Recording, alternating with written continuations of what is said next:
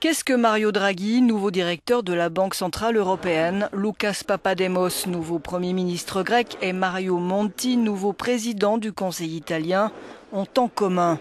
Tous trois, de près ou de loin, font partie en Europe de ce qu'on appelle aux États-Unis le gouvernement Sachs. Goldman Sachs, la toute puissante banque d'affaires américaine, surnommée ainsi car elle y conditionne les marchés et les gouvernements.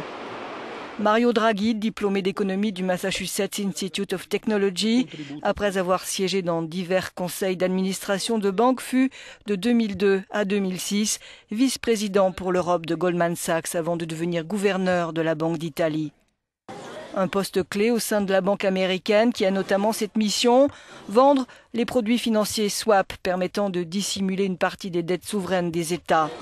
Une manœuvre qui a permis de maquiller les comptes grecs. Moyennant 300 millions de dollars, la banque aurait aidé le pays à entrer dans la zone euro.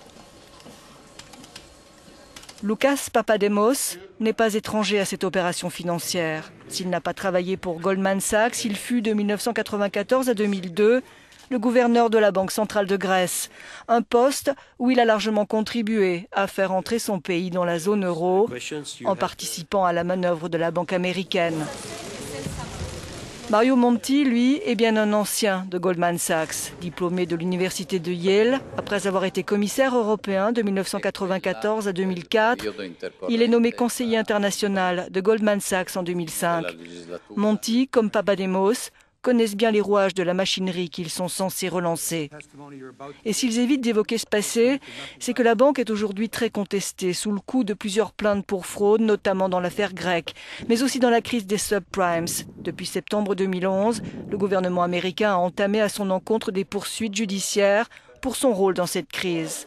Appelé en sauveur, quelle sera l'influence de ces hommes liés de près à la crise et désormais à la tête de gouvernements ou d'institutions européennes? Quel intérêt défendront-ils? Ceux des citoyens ou de la puissante banque d'affaires? Ils sont nombreux aujourd'hui à poser la question.